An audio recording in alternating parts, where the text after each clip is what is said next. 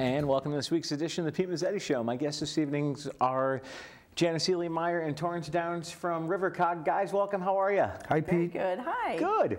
So, Janice, I was wondering, tell us a little bit about yourself and what position you have with RiverCOG. Well, one position I have is organizing the household hazardous waste collections for the region. The 17 towns that we have collections for. We have a permanent facility at the Essex Deep River line that people can come to get rid of all sorts of waste that they have under their sink, in their garage, out in their boat, all sorts of stuff. Excellent. And Torrance, what do you do for RiverCOG? Well, I am the deputy director, and that's a recent title that I've been given. Really? I was the senior planner. Right. But I do a lot of our environmental work and a lot of our land use planning and zoning commission work, working with the zoning officers and the planners in the 17 towns. But actually all of us are kind of like jacks of all trade. Right. The agency basically has always operated that we're almost interchangeable. So I don't do a lot of household hazardous waste, but I do some of the other things that Janice and I work on. But basically, jack of all trade with environmental and land use. All right. Now, for those of my viewers and listeners that don't know, what exactly is the RiverCOG? Well, shall I take that? All right, I'll take that. Go for it. I'll try not to make this long. All right. County government in Connecticut was done away with in the 50s, and kind of in its place, regional agencies were set up in statute. And we were 3 years ago, and before that, the Connecticut River Estuary Regional Planning Agency, and that's what a lot of people knew us by. Yes. In the last 3 years, the legislature, the General Assembly, has been looking to merge some of the 15 organizations, so now there are 9, and they have all become councils of government. So basically, we're an organization that's somewhere between the municipalities and the state. We're kind of that regional county level kind of thing. Okay. And you get that level kind of thing. All right. Yes, we'll leave it there, and you can find some other information by pulling it out of us. All right. I'm sure I can do that. And Janice, how long have you been with the organization? Oh my goodness. Probably since about 2005. Wow. 6 maybe, somewhere in there, yeah. 10 years. Holy cow. You like it? It's okay. No, I do like it. It's okay. So tell us a little bit about the Household Hazardous Waste Program and exactly what it is and what types of stuff that you guys take and don't take. And no, there's no reading on the notes. You can't cheat. Oh, come on. Off the top of your head. No. Okay. We're showing your many viewers. Exactly. Just for them, if they do see this, they will know that this is what the information is about. Right. All our schedule. We do paper shredding and household hazardous waste. Okay. There's 10 collections at the Essex facility. Yep. We start in April and in October. Okay. They're on selected Saturdays, and they run from 9 to 1. Okay. People can come up there with their waste, no charge to them. The towns pay. It's a service from the towns. And get rid of any kind of chemical waste that they wouldn't think of putting in the trash. Now, how do the towns pay for? They charge, well, the residents, I keep track of how many residents come to each collection. Okay. And they also pay for running the program. Okay. Very nice. Yeah, one of the great things about it is people will call and we'll tell them, yeah, you just drive up as soon as you get to Dump Road in Essex. You'll see the line and the people directing you. And the great thing is that I always tell them, you don't even have to get out of the car. You just drive in, open your trunk, and all these guys with white hazmat suits take it all out of your car and empty it for you. So not only do you not have to, they don't want you to get out. So that's a part I like. So the guys with the white suits show up. Yes, yes indeed. They do. The guy with the white suits. Hold it, that's another show. Yes, yes. We'll leave that one alone. Yeah, oh, totally. And by the way, all this information is on our website. Yes. Which is www.rivercog.org. Okay. And on the homepage in the upper right-hand side we have buttons that lead you to the household hazardous waste information. So it's very easy to find on our website. I was going to say, what types of other useful information can people find on the website? Oh, goodness. Oh, my word. Paper Everything. shredding, that's one thing with hazardous waste. All right. Oh, any kind of meetings that we have, it's Okay. on there. Who works at the RiverCOG. It's really a massive website. It is, okay. You have to spend several days. It's pretty detailed, all right. Yeah. I was going to say, speaking of who works at the RiverCOG, I actually had Sam on with me not long ago. Nice. Yes, our new executive director. That's right. Yes. That's right. And we talked about the organization and it being a planning organization and exactly what you guys do and all the other information. Like you guys said, many people don't know about you guys. We're not really good at advertising ourselves, No, are we? of course not. Yeah, it's one of those behind-the-scenes organizations. We work mostly with the First Selectman, and like I said, a lot of town staff, and we'll work with the public through programs like the Household Hazardous Waste Program, or if people have questions about zoning applications that are before a particular town, they'll hear our name because we'll submit letters and documents, and they may call us and say, could you explain what this or that is, what's this all about? And so a lot of the town folk are our main clients that we talk to a lot. They know a lot about us. All right, I was going to say, in your role with the RiverCOG, what exactly do you do with as far as the zoning aspect of things goes? Well, one of my primary jobs amongst many, and as I said, we all have a lot of jobs. I am the lead staff for the Gateway Commission, the Connecticut River Gateway Commission. And that's an organization that's been around since 1973, so 43 years. And their job has been to protect the viewscape of the lower Connecticut River if you were basically on a boat looking up to the hillsides. It's kind of one of those things that there are guidelines and zoning standards that protect the hillsides up to the first ridge. And most of the zoning along the river is residential, so the primary issue that they tend to deal with is large residential structures and tree clearing. So this is a group that meets once a month and has since, as I said, 1973 to protect those beautiful hillsides of the lower Connecticut River, to keep them looking as much as they as good as they looked back in 1973. So that's one of my, say, primary environmental jobs. And I'm assuming you do other environmental stuff for the organization as well.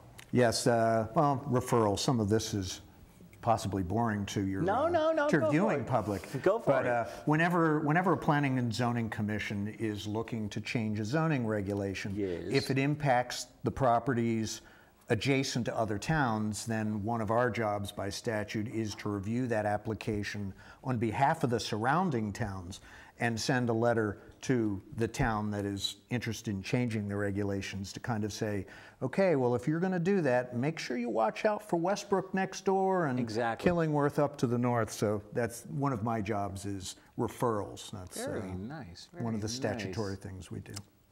And do you have something you'd like to add to the conversation? Add to that? Well, I'm thinking of what other things Torrance does. He's emergency management, all that whole business. Yeah, I do. Fun. Yeah, I just took that over from a planner who left, who was excellent. It's the Department of Emergency Management and Homeland Security, where the agency acts as the fiduciary, the money people for 30 towns who are involved in emergency management. Fun. And we work on websites together. Yes. Well, one in particular, the agricultural website. We're going to talk about agriculture? How's that? We can, yeah.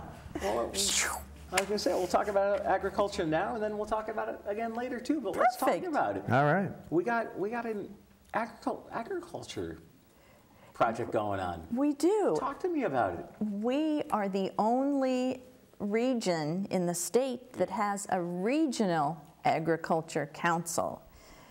Most, a lot of the towns have agriculture commissions in their towns, sure. But I think we have 3 towns with in our region, yeah, commissions in our town. So we decided, why don't we do it regionally with all 17 towns to get an agriculture group working together. Okay. So that's what we have in our region. We have all 17 working together on agriculture issues. It's great. Say, how's that going? Wonderful. Is it? Wonderful. We've got a great website. We got some money from Department of Agriculture, a grant, and Torrance built a beautiful website that's all agriculture oriented, about knowing the farmers. I was going to say, what should we know about our farmers?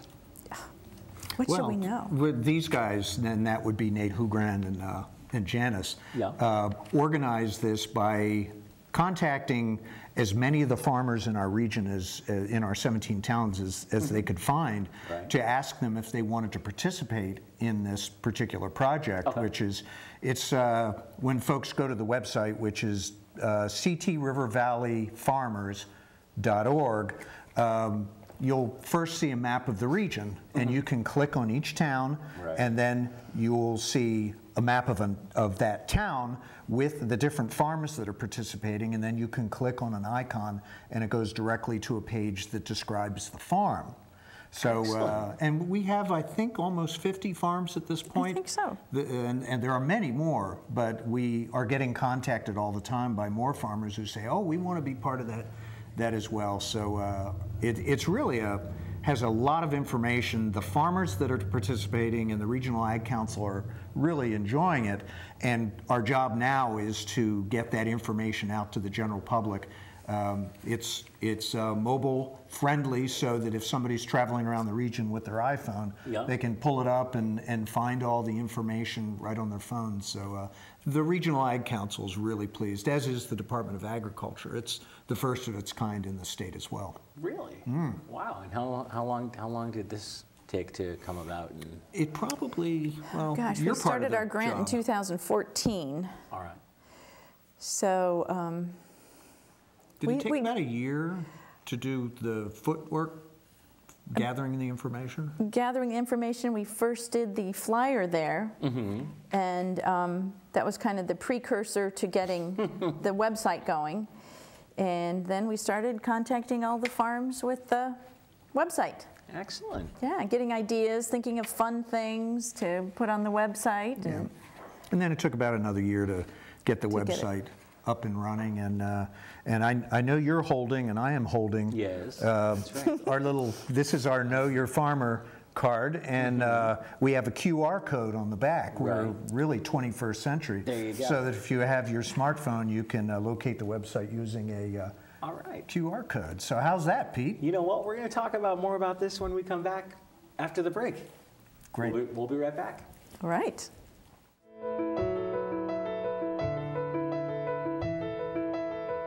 We need a new house because this one is too small. We need 37 bedrooms in order to accommodate the dramatic increase in children. Yale New Haven Children's Hospital. This new house will be more specialized in the rooms that we provide and much larger to accommodate the sheer volume of families who are going to need us.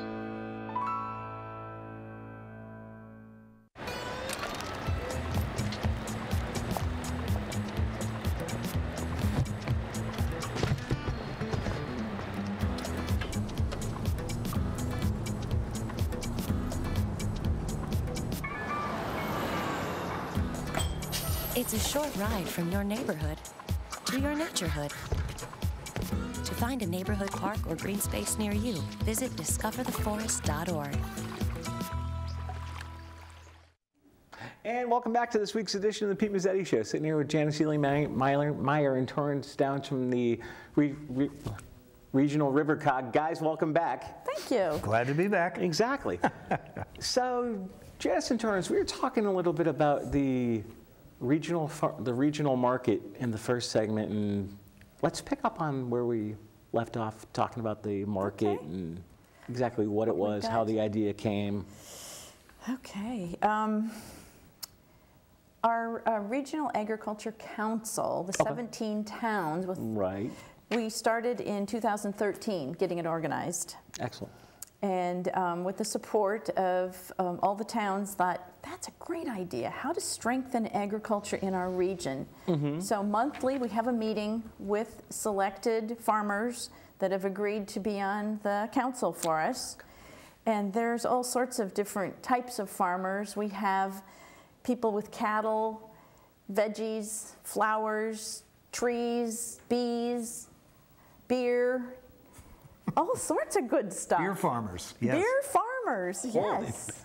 There are beer farmers out in this world. There are. That's what we like to call them. Excellent. They may not consider themselves beer farmers. Excellent. I might have to show up. Yes, right. Yes, indeed. Right. So how did the idea of everything come about?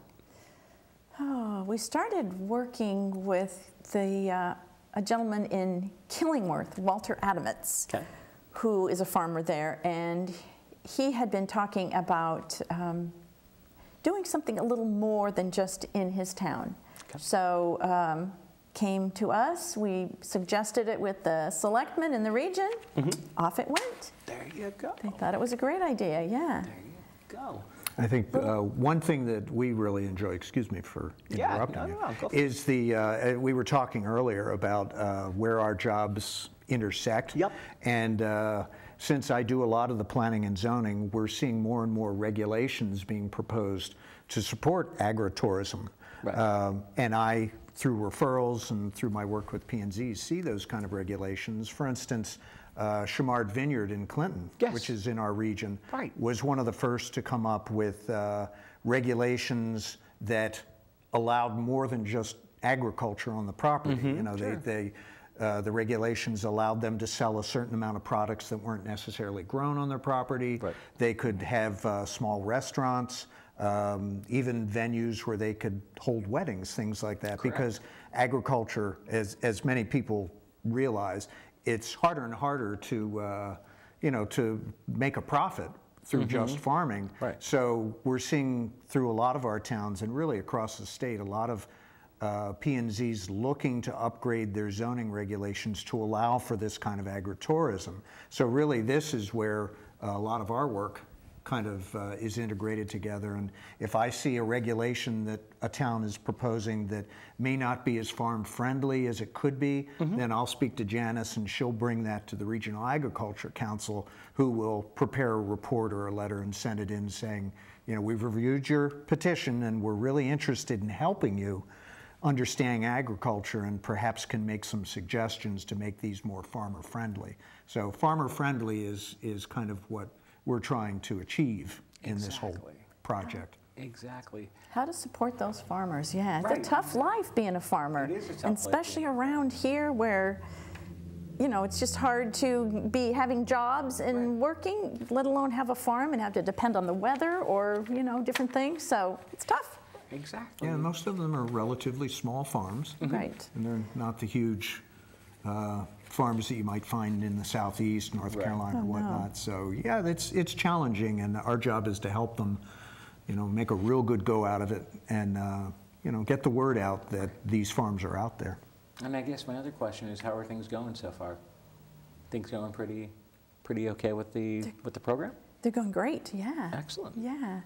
Yeah, I haven't been out to any of the farms yet, but I know my wife picked up some delicious burgers at one of the farms in the region. And of course I said, did you go to the website? Check the website. Look, all the information's there. Everything's there. But yeah, the feedback we're getting is that, the word is getting out, but it's always a challenge to make sure the word gets in front of people. So that's the challenge. It may take a year or two to really have it out there, but so far I think it's going well.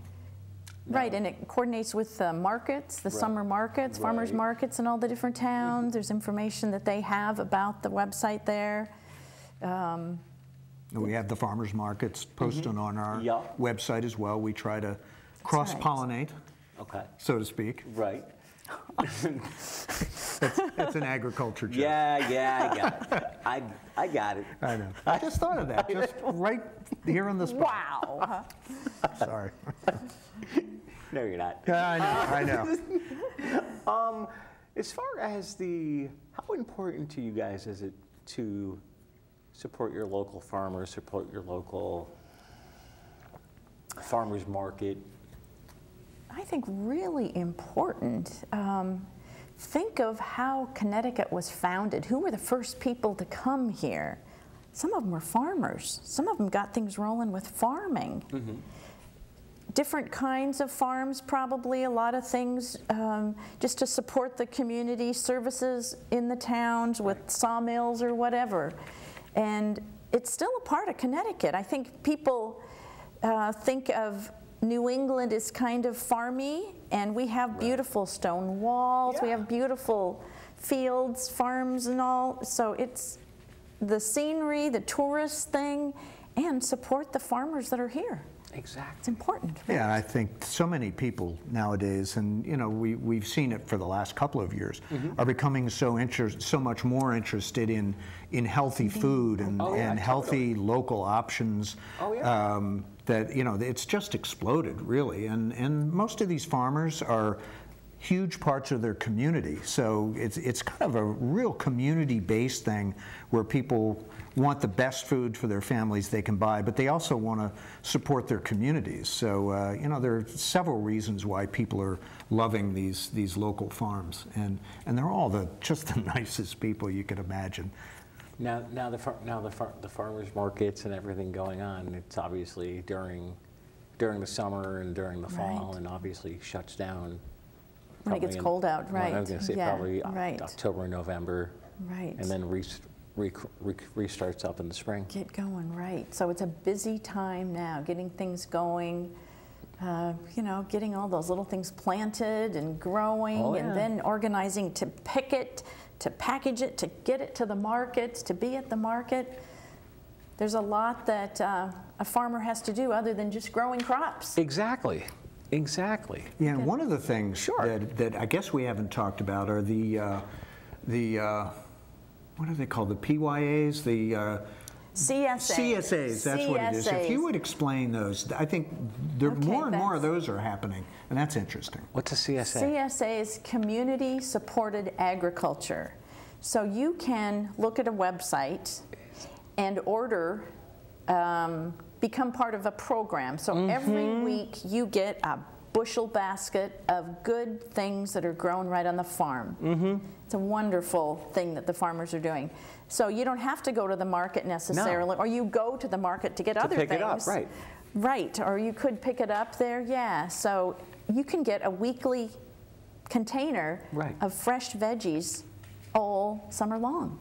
It's wonderful. My mom, when you said the program, it popped into my head. My mom does the program with one of the local one of the local markets, local where we are here and where we live. Nice. And she came home the other day with a basket. I looked at her, I'm like, "What did you do?" She's like, "I went and picked up." I'm like, "What do we got?" She's like, heads of kohlrabi.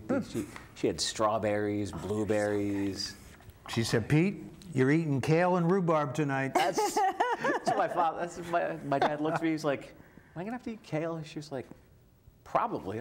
He's like, "No, that ain't gonna happen tonight." I'm like, "All right." But actually, kale is not. I had it for the first time. Okay. I liked it.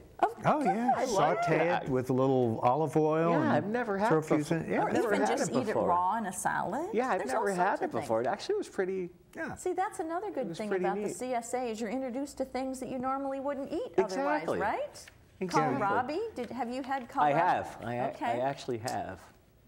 Yeah. So that's another good thing with the CSA. Yeah, so that helps farmers because you know you would pay at the beginning of the season, you know, a fee to be part of it, and it helps them financially.